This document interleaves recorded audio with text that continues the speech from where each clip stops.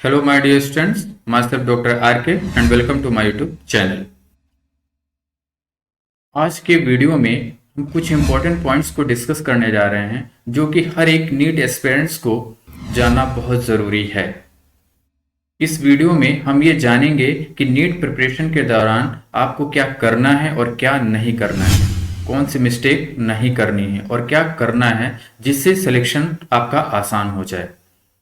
तो चलिए one by one discuss करते हैं। तो चलिए सबसे पहले उन पॉइंट्स को डिस्कस करते हैं जो कि नीट प्रिपरेशन के दौरान आपको करना है। तो सबसे पहले आपको क्या करना है, किसी भी एग्जाम के लिए आप प्रिपरेशन कर रहे हैं तो सबसे पहले आपको उस एग्जाम के बारे में आपको पता होना चाहिए, उसके पैटर्न को एनालाइज करना चाहिए और उसके सिलेबस को कि क्या सिलेबस है, क्या रिसेंट पैटर्न चल रहा है। अब आपको पैटर्न पता करना है तो पैटर्न कैसे पता करेंगे, तो लास्ट 5 ईयर के पेपर को आप एनालाइज करिए तो उससे आपको पता चलेगा कि किस टाइप के क्वेश्चंस एग्जाम में पूछे जा रहे हैं। क्योंकि आज प्रीवियस ईयर को क्वेश्चंस को करना चाहिए, क्योंकि प्रीवियस ईयर क्वेश्चंस करने से हमको ये पता चलता है कि एग्जाम में किस टाइप के क्वेश्चंस आ रहे हैं और हमको अपनी अप्रोच कैसी रखनी चाहिए और कितना सिलेबस है। पता चला हम आउट ऑफ सिलेबस चीजें पढ़ रहे हैं, ऐसा नहीं है। आपको सबसे पहले ये पता होना चाहिए कि हमारा सिलेबस क्या है और एग्जाम का पैटर्न क्या है, एग्जाम में किस तरह के क्वेश्चंस पूछे जा रहे हैं। पहला पॉइंट। अगले पॉइंट पे हम बात करेंगे। फिर दूसरा स्टेप होता है कि आपको एक स्ट्रैटेजी बनानी चाहिए, एक प्लान बनाना चाहिए कि आपका इतना सिलेबस है, आपके पास इतना टाइम बचा हुआ है। तो उस पूरे सिलेबस को टाइम के अकॉर्डिंग छोटे छोटे पार्ट्स में डिवाइड करना है और उन छोटे छोटे टारगेट्स को आपको जो गिवन टाइम है उसमें कंप्लीट करना है। क्योंकि यदि आपके पास प्लान नहीं होगा, स्ट्रैटेजी नहीं होगी, तो आप रैंडमली कुछ भी पढ़ते रहेंगे तो उससे आपको आउटपुट नहीं मिलेगा। इसलिए तो सबसे पहले आपको सिलेबस पता होना चाहिए, एग्जाम का पैटर्न पता कर लिए और इसके बाद आपने क्या बनाया, अपना एक शेड्यूल प्लान बनाया, प्रॉपर स्ट्रेटेजी बनाई कि क्या करना है। सबसे पहले लेक्चर देखना है, इसके बाद क्वेश्चंस की प्रैक्टिस करनी है। ठीक है। अब अगला पॉइंट क्या आता है कि आपने स्ट्रेटेजी तो बना ली, अब पढ़ना कैसे है। सबसे पहले जो आप एग्जाम की प्रिपरेशन कर रहे हैं वो एक बहुत बड़ा एग्जाम है, उसमें लाखों बच्चे, बहुत सारे बच्चे बैठते हैं।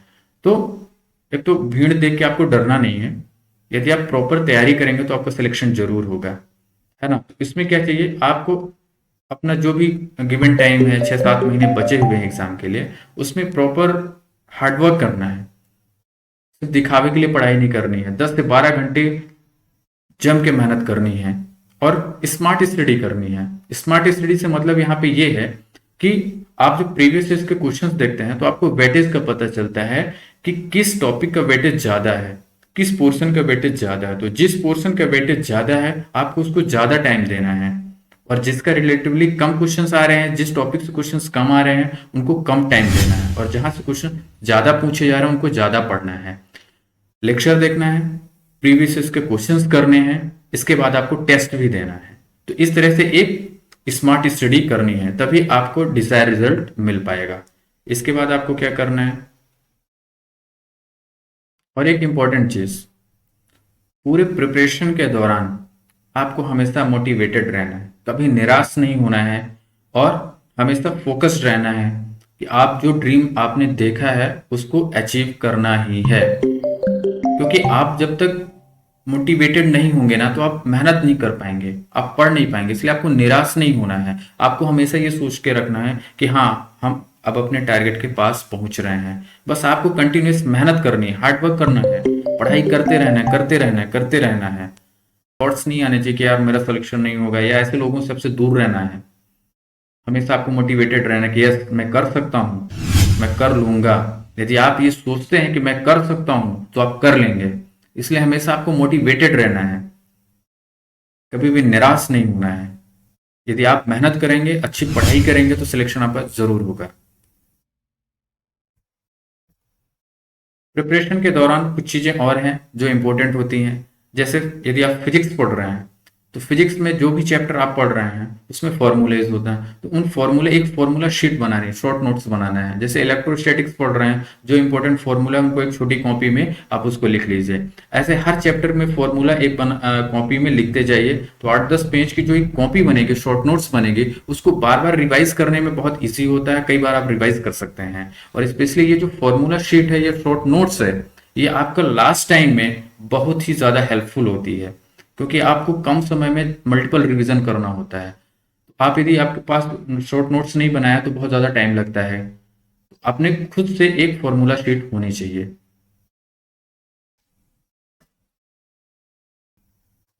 आपने स्ट्रेटजी बना ली, हार्ड वर्क कर लिया, क्वेश्चंस प्रैक्टिस कर लिया, लेकिन यदि आप अपने आप को टेस्ट नहीं कर रहे हैं, तो अपने आप को टेस्ट भी करना है, तभी तो पता चलेगा कि आप कहाँ स्टैंड कर रहे हो, आपकी प्रिपरेशन कैसे चल रही है। तो टेस्ट भी देना है, क्योंकि टेस्ट में ऐसा नहीं है कि कम मार्क्स आ रहे हैं तो आप एक टेस्ट दिए, इसके बाद कम मार्क्स आए तो आप दूर चले गए, नहीं देंगे यार, मार्क्स नहीं आ रहे, ऐसी गलती नहीं करना है।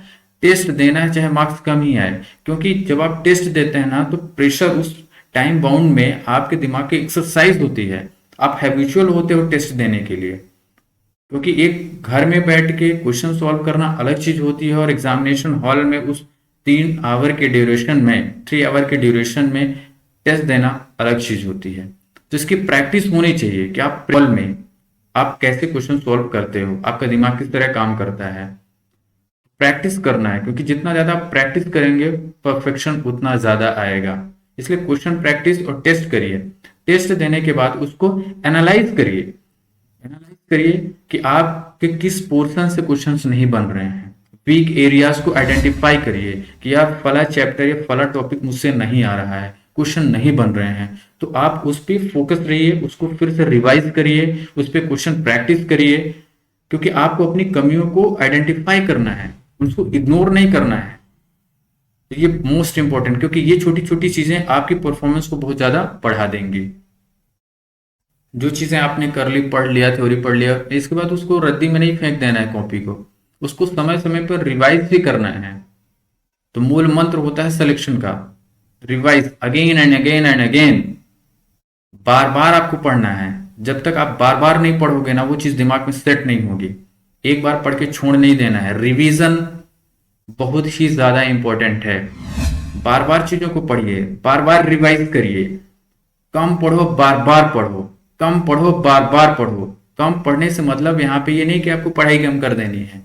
कम पढ़ने से मतलब है वॉल्यूम कम रखना है, समझ रहे हैं? अपने सिलेबस को कंसाइज करना है, जैसे शॉर्ट नोट्स बना लिए, लेकिन उसी चीज को बार बार रिवाइज करना है।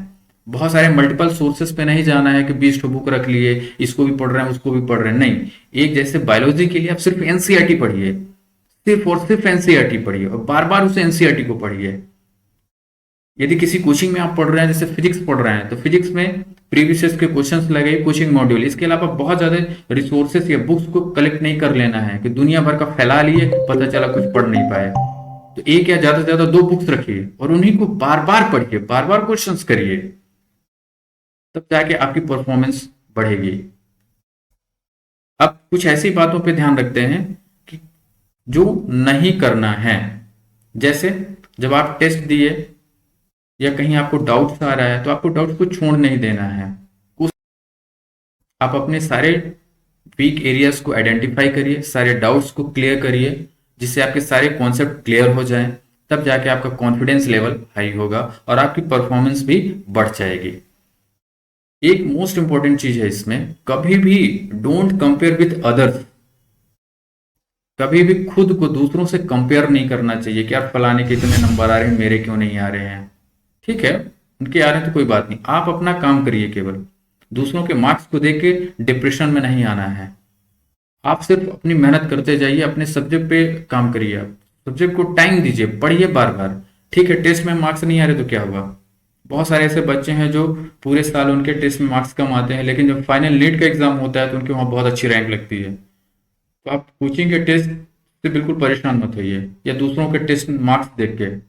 ठीक है, आपके जो आइडेंटिफाई करिए आपका वीक एरिया क्या है, कौन सा टॉपिक आपसे नहीं आ रहा है, जो इंपॉर्टेंट टॉपिक है वो आपसे आ रहा है कि नहीं आ रहा है, उन पे आप काम करें। अपनी कमियों को ढूंढें और उन पे काम करें। जो टॉपिक आपका वीक है उसको स्ट्रॉन्ग करें, क्वेश्चंस की प्रैक्टिस करें। प्रीवियस ईयर के क्वेश्चंस लगाएं, तब जाके आपकी परफॉर्मेंस अपने आप बढ़ जाएगी। इसके बाद क्या करना है, don't follow many books for a subject. एक सब्जेक्ट के लिए, किसी भी एक सब्जेक्ट के लिए बहुत सारी बुक्स को नहीं करना है, मैक्सिमम एक या दो। जैसे बायोलॉजी के लिए आप सिर्फ और सिर्फ एनसीईआरटी करिए, प्रीवियस उसके क्वेश्चंस लगाइए, एग्जाम्पल के क्वेश्चंस लगा सकते हैं, और एनसीईआरटी बेस्ड यदि क्वेश्चंस मिलता है तो लगाइए। फालतू फालतू के अदर बुक से क्वेश्चन लगाने की जरूरत नहीं है, सिर्फ और सिर्फ एनसीईआरटी पढ़िए बार बार, क्योंकि बायोलॉजी में इस समय सिर्फ लाइन स्टेटमेंट वाइज क्वेश्चन आ रहा है, तो एनसीईआरटी के लाइन उठा के देता है, तो सिर्फ एक बुक रखिए एनसीईआरटी और कुछ नहीं। और क्या करना है, जैसे फिजिक्स वगैरह में एक दो क्वेश्चन प्रैक्टिस के लिए रख सकते हैं बुक, नोट्स पढ़ लिया आपने प्रीवियस ईयर के क्वेश्चंस, और एक आध क्वेश्चंस प्रैक्टिस के लिए आपने कर लिए। लेकिन ऐसा भी उसमें भी नहीं है कि बहुत सारी बुक्स मार्केट में आती हैं तो चार छह प्रैक्टिस के लिए रख लिए, फिर कोई भी बुक नहीं, सिर्फ एक या दो बुक रखिए, उन्हीं को बार बार करिए। बहुत ज्यादा बुक फैलाइए नहीं, अपने सिलेबस को कॉन्साइज करना है, स्टडी मटेरियल को कॉन्साइज करना है, तभी आप उसको बार बार पढ़ पाएंगे। बहुत ज्यादा फैला लेंगे तो एक बार भी आप रीडिंग लगा ली, लेकिन यदि आप उसको रिवाइज नहीं कर पा रहे हैं तो कुछ भी दिमाग में नहीं रहेगा। दूसरा, don't over think about results. जब आप नीट की प्रिपरेशन कर रहे हो तो रिजल्ट के बारे में बिल्कुल ना सोचें कि मेरी रैंक क्या लगेगी, मेरे मार्क्स कितने आएंगे, मुझे कौन सा कॉलेज मिलेगा। इसके बारे में बिल्कुल आपको नहीं सोचना है, क्योंकि इसमें आप तो टाइम खराब होगा और स्ट्रेस आता है। तो बिल्कुल इस चीज पे फोकस ही ना करें रिजल्ट के, आप सिर्फ अपना काम करो। आपका काम है पढ़ाई करना, हार्ड वर्क, मेहनत करिए, सब्जेक्ट पे काम करिए, रिजल्ट अपने आप आएगा। सिलेक्शन होगा या नहीं होगा उसके बारे में बिल्कुल मत सोचिए। लास्ट मोमेंट तक आप अपनी पढ़ाई के मोमेंटम को बरकरार रखें, ज्यादा से ज्यादा मेहनत करें, जितना हो सके उतना मेहनत करें, सब्जेक्ट को टाइम दें। रिजल्ट के बारे में बिल्कुल ना सोचें कि रिजल्ट क्या होगा, अरे ठीक है हुआ तो हुआ, नहीं नेक्स्ट टाइम, लेकिन सिलेक्शन तो हो जाएगा ना। इतना परेशान होने की जरूरत नहीं, बस आप सब्जेक्ट पे टाइम दें।